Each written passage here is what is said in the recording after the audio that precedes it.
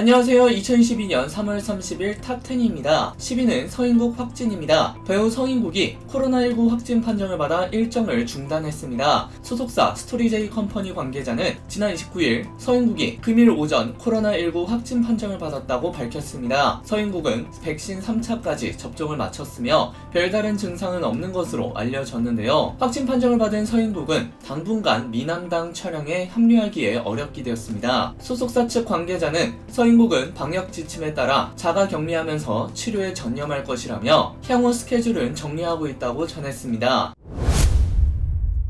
9위는 서지호입니다. 매니저 신민수가 가수 서지호를 향한 두터운 애정을 드러냈습니다. 3월 30일 방송된 KBS 1TV 아침마당에서는 가수와 매니저가 함께 출연한 나도 가수다 특집으로 꾸며졌는데요. 서지호 매니저 신민수는 많은 분들이 서지호씨가 세다고 생각한다. 후배들이 쭈뼛하다 서지호씨가 인사를 해주면 그제서야 선배님이 세 보여서 말을 못 걸겠다고 한다. 제가 서지호씨 매니저가 됐다고 했을 때 많은 분들이 세 보인다. 잘 버텨야 6개월이다. 라고 했는데 6년 됐다. 라고 운을 뗐습니다.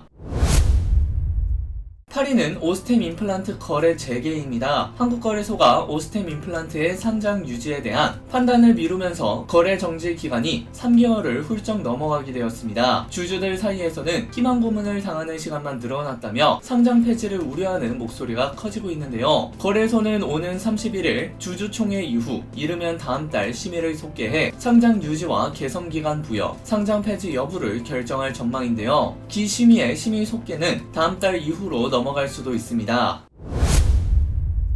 7위는 대한민국 아랍에미리트입니다. 파울루 벤투 대한민국 축구 국가대표팀 감독이 아랍에미리트와의 경기 이후 1침을 가했는데요. 지난 29일 오후 10시 45분 아랍에미리트 두바이 알 막툼 스타디움에서는 아랍에미리트와 대한민국 간 2022 카타르 월드컵 아시아 최종 예선 A조 경기가 열렸는데요. 한국은 아랍에미리트에 0대1로 패배했습니다. 벤투 감독은 경기 이후 공식 기자회견에서 오늘 경기는 명확하게 우리가 잘하지 못했다며 패배는 정당한 결과였다고 말문을 열었습니다. 이어 첫 번째 문제는 정신력이었다. 오늘 보여준 모습은 이전에 봤던 우리 선수들의 모습이 아니었다. 결과뿐만 아니라 경기력이나 태도 모두 실망스러웠다. 최악의 경기력이었다. 라며 일침을 가했습니다.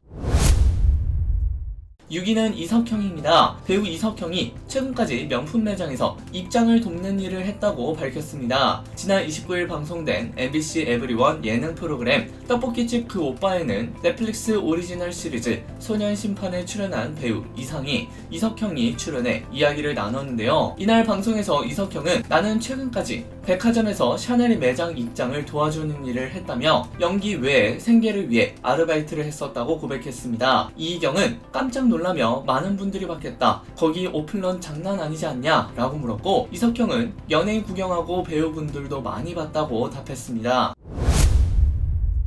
5위는 김재원입니다. 김재원 국민의힘 전 최고위원은 문재인 대통령 부인 김정숙 여사의 옷감 논란에 대해 손바닥으로 하늘을 가리려고 청와대 대통령 특수활동비를 공개하지 않는다면 더 큰 화를 불러일으키고 형사책임, 형사처벌 문제까지 야기할 일이라고 밝혔습니다. 29일 김 전 최고위원은 CBS 라디오 김현정의 뉴스쇼와의 인터뷰에서 문 대통령 재임 중에 공개하는 것이 국민에 대한 도리이며 향후 여러 논란을 덜 키우는 일이라며 이같이 말했습니다. 이어 제가 청와대의 특수활동비 사용 문제로 박근혜 정부 때 수사받고 재판을 받으면서 경험한 입장에서 먼저 공개하는 게 적절한 처신이라고 전했습니다.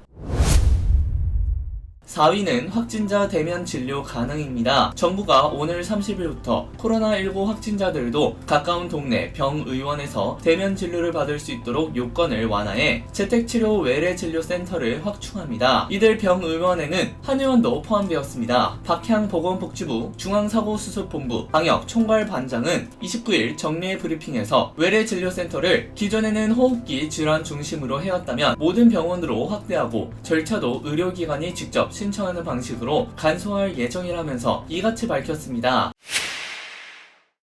3위는 박지영입니다. 배우 박지영이 남편과 결혼하던 당시를 회상했습니다. 지난 29일 방송된 KBS2 예능 프로그램 옥탑방의 문제아들에는 KBS2 새 주말 드라마 현재는 아름다워의 주인공 박지영, 배다빈이 출연했는데요. 박지영은 남편 누나만 5명이라고 밝혀 모두를 경악하게 했습니다. 박지영은 나중에 선배님들이 남편은 가족이 어떻게 되냐고 물으시기에 누나 5에 장남이고 남동생이 있다 라고 했더니 지영아 너 대단한 결정했다 라고 하셨다고 과거를 회상했습니다. 또한 박지영은 드라마 오박산의 사람들에 출연할 당시 드라마 조감독이었던 남편을 만났다고 남편과 만나게 된 계기를 밝혔습니다. 그는 무대 뒤에서 서로 큐사인을 주고받았다. 한 공간에서 뭔가를 같이 하면서 비밀스러울 때 스파크가 튀더라 라고 덧붙였습니다.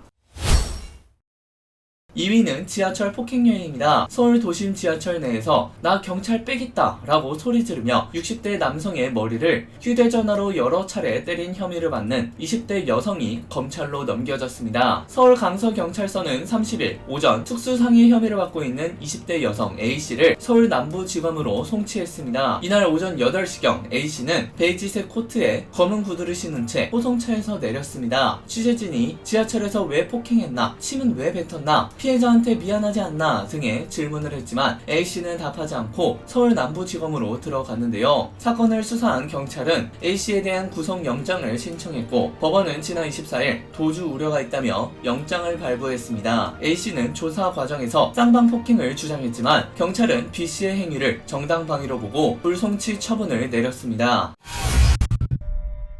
1위는 일본 교과서 왜곡입니다. 교육부가 29일 일본 정부의 고등학교 사회과 교과서 검정 결과에 대해 역사 왜곡이 그대로 드러난 교과서를 검정 통과시킨 것이라며 강한 유감을 표명했습니다. 교육부는 이날 오후 최성부 대변인 명의의 성명을 내고 자국 중심의 역사관에 따라 역사를 왜곡하고 사실 그대로 기술되지 않은 교과서에 대한 일본 정부의 검정 결과에 크게 실망하지 않을 수 없다고 지적했습니다. 또 역사적, 지리적, 국제법적으로 명백한 우리 고유 영토인 독도에 대한 영유권 주장은 물론 조선인 강제 동원, 일본군 위안부 등 전쟁 범죄를 축소, 은폐했다며 교과서에 대한 즉각적인 시정을 촉구했습니다.